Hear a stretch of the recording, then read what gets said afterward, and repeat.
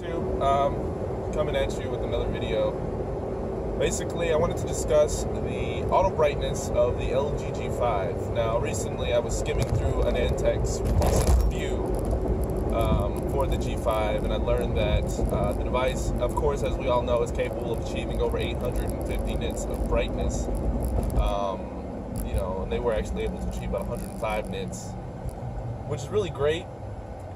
But for some reason, I don't understand why, if the screen is capable of achieving that degree of brightness in auto brightness, I don't understand why LG can't allocate a portion of that brightness ability into the manual slider. So basically, to achieve at least a minimum user achievable amount of 500 nits to 550 nits, which would definitely improve on the device's ability to be visible outdoors. Because in my testing, I found that the G5 doesn't or isn't able to sustain its auto brightness overdrive setting for more than a few seconds. It doesn't, it's really nice to have, but if you can't actually achieve that for sustainable periods, then it's virtually useless. And the crazy thing is, about a lot of the things that I've noticed with the G5 is it can be fixed. These things can be fixed with patches.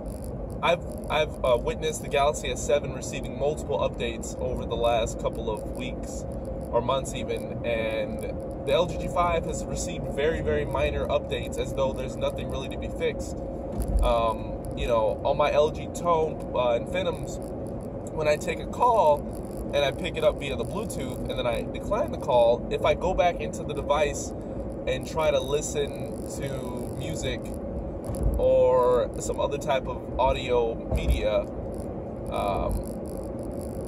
I have to disconnect the Bluetooth and reconnect it, because it'll just play it out of the speaker on the device as opposed to the linked Bluetooth that is registered to the device, which is a really odd glitch. I never had that with my G4.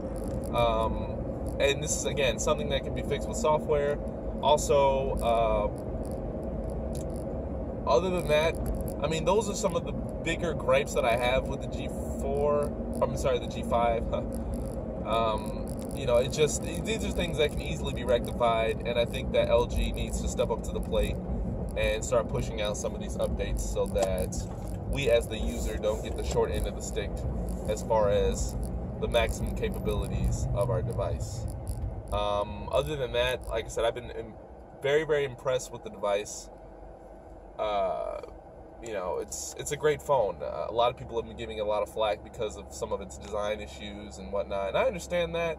And I think that LG definitely needs to do something to improve their quality control, and that's something that I'm sure that they're addressing because it's all over the web. But as far as I can see, the G5 that I got out of the box from the store, it has very, very, very, very minor, almost non-worthy of mentioning issues. It's a fine, mass-produced phone. Granted, looks are subjective. I think the device looks pretty decent. It's not a Galaxy S7 or HTC 10, but the compromises that LG made in terms of the design, I think, were definitely worth it. As far as the fit and finish, to an extent, I'll say that to an extent. The removable battery is an absolute godsend. If you haven't used a phone recently with a removable battery, you do not know what you are missing. Just have the ability to quickly swap your battery instantly and then be back up to 100% in a matter of seconds is absolutely fantastic. It's something that a lot more OEMs should look into investing money into, because apparently battery tech is basically stagnant as far as the longevity and technology going into making our batteries last longer. The processors are becoming more efficient, screens have become more efficient, other components are becoming more efficient, but the actual longevity of batteries is, okay. It's not as good. I think in a lot of ways it's actually regressed. But I know that both Sony and Samsung have some really, really outstanding battery tech that's in the pipeline that we might not see for some years, but hopefully it comes sooner than not, so that removable batteries don't necessarily have to become a thing, even though I think that a removable battery is extremely practical. One other thing that I really I really don't understand about the G5 is that LG really could have made the device waterproof. I mean, I'm no engineer. I'm a certified technician as far as, I can repair and disassemble phones. But just looking at the device, it already is relatively well sealed. The only thing that they would really need to do in order to waterproof the device is to reinforce the SIM port with a rubber gasket, as well as the modular bottom portion of the device, and maybe do some sealing inside, just like the S7. And they could have easily obtained it. And I mean, it really wouldn't have taken very much. And in fact, honestly, if I had a G5 to play around with and I had a little bit of the know-how, I'd be willing to bet that I could retrofit the G5 with waterproof sealing and obtain at least an maybe an IP65, IP68 certification, or somewhere, in that median.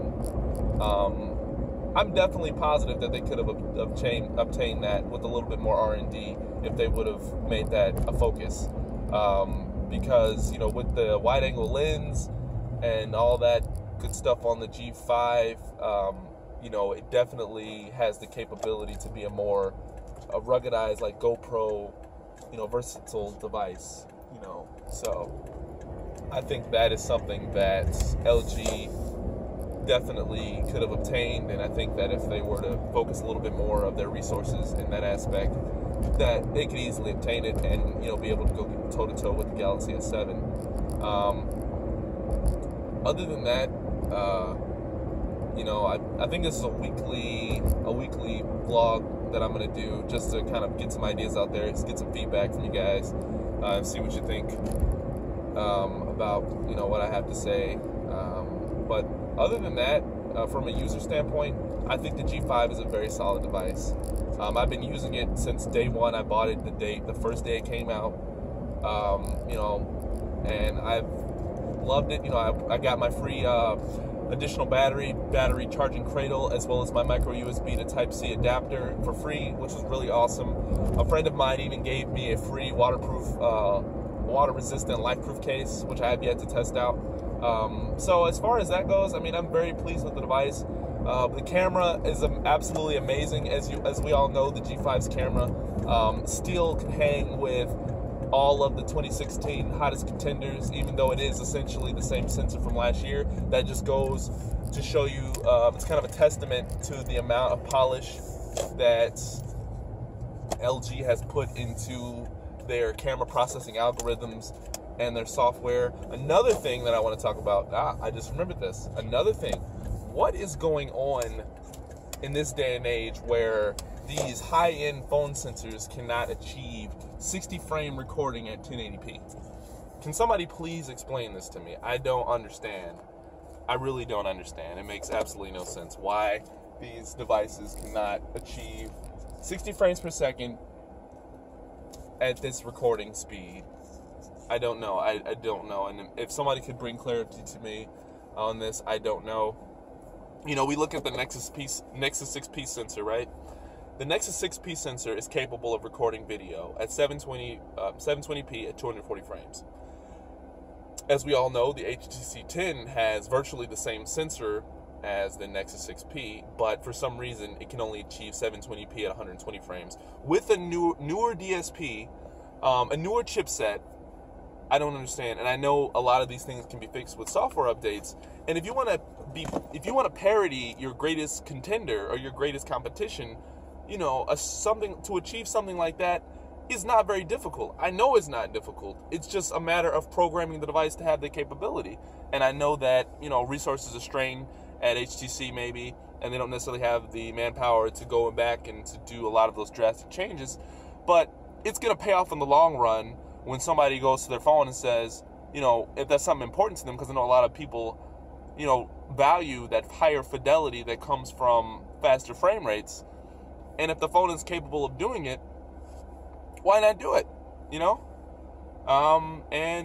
That's pretty much all I have to say today. If you guys For those of you who are watching this, if you agree with me, if you don't agree with me, please, leave me a comment. Let me know how you feel about the subject. Yeah, that's all I got to say. This is Jason signing off. Like I said, it's going to be something I do regularly just to get some ideas out there, see what you guys think. Yeah, so you guys enjoy the rest of your days, and I'm about to go in here and make some money, hopefully. Yeah, peace. See you guys later.